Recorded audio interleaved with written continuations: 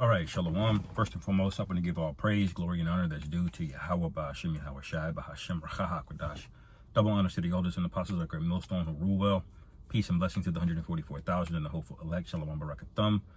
And the title of this is going to be Earnestly Contend for the Faith. I want to just speak a little bit on this topic that just hit my spirit, based on the book of Jude, all right, about earnestly contending for the faith and just remembering the context of the world that we're living in. Okay, now to start off, okay, this is the spirit that a man, which we are soldiers, should come to grips with. Okay, this is the book of Psalms 23, verse 4. It says, "Yeah, though I walk through the valley of the shadow of death, I will fear no evil, for thou art with me. Thy rod and thy staff, they comfort me." See, why is King David, I believe that's King David that wrote this chapter. Yep, King David wrote this chapter. Why did he say that? Because this is the context that we live in, okay? You cannot afford to get distracted by the shiny things, by fads and trends, okay? This is why you don't see us, like some of these other camps, just going out into these protests and doing whatever looks cool, going on podcasts, because we understand where we are. This is hell. King David likened this into the valley of the shadow of death.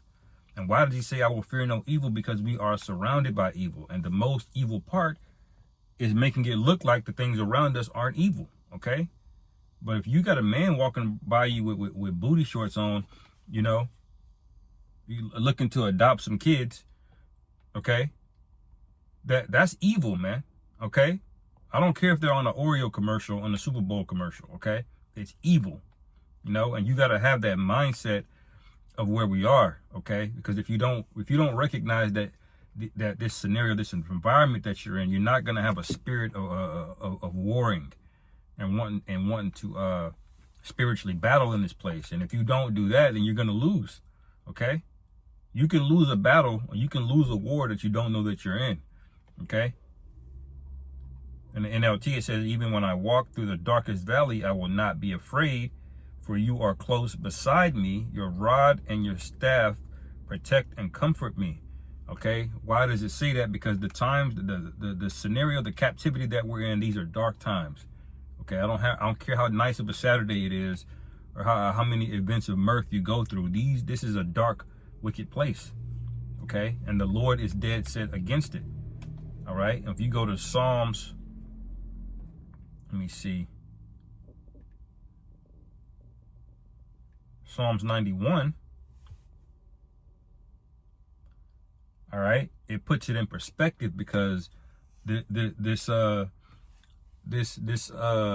do you call it? This time of peace, if you will. All right, it's gonna quickly and suddenly turn sour and bitter. Okay, the real demonic nature of this place is gonna come out. Okay, and all you got to do is take away these comforts, and you're gonna start to see bodies start dropping. Okay, and if you've been under this impression that you can just go to camp on Saturdays, you can just say prayers. No, you got to really in your mind be fighting, okay? This place will pacify you, man. That's why Paul, warned us against wives, because wives have a way of amplifying this pacification, okay, of the warrior, okay? I believe that's in the scriptures, not to deal with your woman before a certain time, before a battle, okay? Why is that? Because the level of testosterone and fighting you can be severely diminished. Now, we know ultimately the Lord is going to make way for his elect. All right. But the difference is the ones that the Most High chose as his elect, they would be doing these things anyway, because they understand that we're not deserving of being chosen, but the Lord is doing it anyway out of his mercy, out of his grace. Okay. So these are the behaviors they're going to have. But Psalms 91, why is it saying this? Verse 2, it says, "I will say the Lord Yahweh, I will say of the Lord Yahweh, he is my refuge and my fortress, My power, in him will I trust. Surely he shall deliver thee from the snare of the fowler and from the noisome pestilence. Okay, pestilences are going all around, man. You got to be careful. The woman you're dealing with, you got to be extra careful.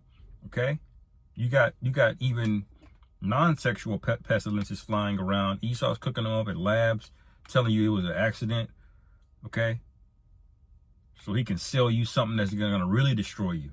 Okay, he's going to put something in you that's going to really destroy you. Okay, that's why this is the valley of the shadow of death, man. You can't be like these other camps. Just take the man's potion. You know, like ISUPK said. You know, you've been pacified, man. You've been rubbing elbows with famous people, or you've been getting too many shalom from women. You know, on the comment boards. Whatever it is, you got to have a warrior mindset from the beginning to the end, man. You know, as they say, from the rooter to the tutor. Okay, all the way to the end. That's who's going to be delivered. Okay, and it says, he shall cover thee with his feathers, under the wings shalt thou trust. His trust shall be thy shield and buckler. Thou shalt not be afraid for the terror by night, nor for the arrow that flieth by day. Okay, so we're not seeing all of these things yet, but we're in that, man. These things will happen. You know, there will be no power. There will be no access to first responders and things of that nature. We know Jacob's trouble is on the way, and it's very close. Okay, and it says, 1,000 shall fall at thy side, and 10,000 at thy right hand, but it shall not come nigh thee. Okay, so the valley of the shadow of death. It says, your rod and your staff, it comforts me. Okay, this is our comfort, man. Okay, there's truth. All right, now let me go to the main point.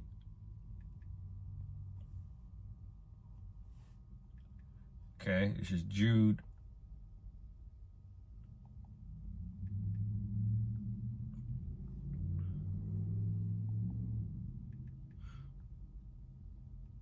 This is Jude 1, verse 3. It says, Beloved, when I gave all diligence to write unto you of the common salvation, all right, it says, it was needful for me to write unto you and exhort you that ye should earnestly contend for the faith which was once delivered unto the saints. Okay, so we have to earnestly contend. I'm going to look that word up. All right, and you're not going to earnestly contend if you're at ease. Okay, you're not. This is not as the scriptures say, this is not our rest. Okay, we're not supposed to be relaxing and going through the motions, or just, man, you know, I'm gonna just go to camp every Saturday till the Lord come back. No. You got to be personally building yourself up through the Spirit, man. No man can take the test for you, man. Okay, the hour of temptation, that's the test. Okay, we're all about to take a test that has different answers for everyone. So you can't share answers on this test. Every brother's gonna have different questions, different trials that he's gonna have to overcome himself. Okay. So this being this lax spirit, okay, it's not gonna profit you. Okay. And don't worry about how you are compared to another brother, because again, every brother's test is going to be different. If he's on a higher level, you know, on the spirit, the Lord will give him a test, you know, that's sufficient for him. If you're on a lower level, the Lord going to give you a test sufficient for you. Remember, there's going to be Jake that's going to come in this thing at the last minute, man. They're going to see miracles. They're going to see things and signs and wonders, and they're going to come into the fold. Okay, their faith is not going to be on the level as a brother that's been doing it for 20 years, but they're still going to have their tests according to them. Okay. But when you go to this word,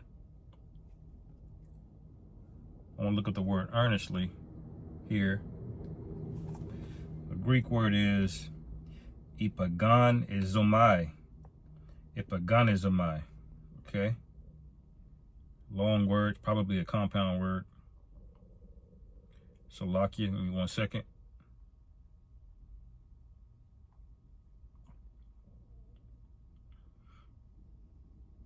Strong's G1864.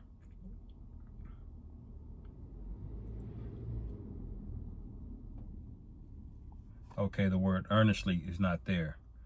It just contend. Okay. Let me look the word earnest up on the dictionary.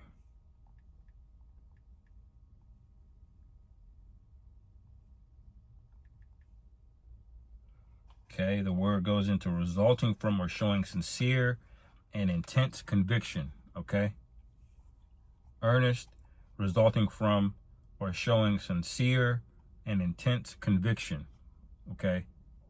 And that's ultimately just going to boil down to faith. If you don't have the faith in you, you're not going to have the same level of conviction. You got to pray for these things. Remember, the apostles, they had to get built up. They couldn't just walk on water the moment the Lord came on the scene. Okay. They didn't have the faith yet. Okay. So what are you spending your time doing right now? Are you bullshitting? Are you going through the motions? Are you walking a walk, man? You got to progress. You got to grow. Okay. As fast as you can, but not too fast where you're beyond your britches, because this thing is about balance as well too. Okay. But you should be on the path to growing. You should have a mindset of growing, because we know that we want to have the faith to overcome our trials the Lord has for us, man. Okay. So I'm going to read that again. Jude 1 and 3, Beloved, when I gave diligence to write unto you of the common salvation, it was needful for me to write unto you and exhort you that ye should earnestly contend for the faith which was once delivered unto the saints. Okay. In the NLT, it says, Dear friends, I have been eagerly planning to write to you about the salvation we all share. But now I find that I must write about something else, urging you to defend the faith that the Most High has entrusted once for all time to his holy people. Okay. So you got to contend, which goes into what? Fighting. Okay. This is a spiritual war. Okay. That's what it goes into. It goes into a spiritual war. Does the scriptures not say that? We're in Ephesians 6 and 10. Finally, my brethren, be strong in the Lord and in the power of his might. Okay. Be strong in the Lord, not in weapons, carnal weapons, not in your intelligence, not in the amount of money you've accumulated, not in your ability to get hoes. Okay. Not in your education. All right. These things, the value of all of those things are literally going to go to zero in a moment. Okay. And it's going to be the Lord's doing. So if you're not strong in the Lord, then you're relatively strong outside of the Lord. But it don't matter how strong you are. If you're outside of the Lord, what can you do? Okay. It says, verse 11, put on the whole armor of the Most High, that you may be able to stand against the wiles of the devil. For we wrestle not against flesh and blood, but against principalities, against powers, against the rulers of darkness in this world, against spiritual wickedness in high places. So this is the valley of the shadow of death, against darkness in this world. That's where we are. Okay. And the elites, our rulers, okay, led by Esau. Okay. They are the ones the Lord is getting ready to overthrow. Okay. That's who we're spiritually at war with. Okay. But if you're passive and, okay, I might do this, I might, no, man, you got to have you got to be on fire for this thing, man. And that's why the body exists, to admonish and to exhort brothers. Okay. So we're all kept in order, man. Okay. We are our brother's keeper. Okay. But at the same time, we cannot save another brother. Okay. It's gotta hit your spirit and resonate with it. Now I'm going to end it here with, is that 1 Peter 1? Let me see. Salakia, 2 Peter 1 and 10. It says, wherefore the rather, brethren, give diligence to make your calling and election sure. Okay. So like I said earlier, the Lord is going to look out for his elect, but the elect will already be doing something to make sure that they're of the elect. Okay. You don't have to tell a man of the Lord or one of the elect to walk with fear and to put his best foot forward, to adapt, to grow. Okay. You don't have to tell him that. Okay. So if you are of the elect, of the hopeful elect, then you would be doing those things anyway. You don't just rely on the fact that, okay, well, the Lord gonna choose me, he gonna choose me. If he not gonna choose me, he not gonna choose me. If you have that attitude, you're what we call lukewarm. And so what you've done is rationalize inaction, rationalizing complacency. Okay? And what that's gonna lead to is you guaranteeing the Lord will spew you out. Okay, it may not be today, it may not be tomorrow, but you're gonna fail the hour of temptation, that test. Okay, if not long before that. Okay, so you have to give diligence in this thing, man, and pray that pray the Lord strengthens you, man. You overcome your flesh. These demons are constantly at us. You ain't got to do that. You know, you be feeling lazy, you be feeling sluggish. You know, those are things you got to rebuke and overcome. But it says, give diligence to make your calling and election sure, for if you do these things, ye shall never fall. Okay? And that goes into what I read in Psalms, the 91st chapter. When it says 1,000 will fall by our right side and no evil shall touch you, that's for the elect, man. That's for the men that gave the diligence. Okay? The Lord is not just going to show up and have angels and things protect you and intercede for you if you just been whatever, you know? Well, I stopped eating pork. Okay, I did videos. Okay, I did this, I did that, you know. I read. The Lord is looking for warriors, man. Okay, spiritual warriors, soldiers. Okay, soldiers have already forfeited their life before they go on the battlefield. Is that the mindset that you have? Okay, analyze these things, man. It says, for so an entrance shall be ministered unto you abundantly into the everlasting kingdom of our Lord and Savior, Yahushua HaMashiach. Okay, so that's what we want. We want to be ushered in as part of the first resurrection. Okay, in the Lord's kingdom, man. Yahushua's kingdom, man. That we overcome that, man. We are good forever, literally forever. You know. But it requires effort and input. You got to make investments, man. Okay? So I'll end it there, man. Lord willing, this is edifying. Call halal Yahweh Bashim Yahweh Shai Bahashim Rakhakwadash Shalom. Kwam Yasharallah.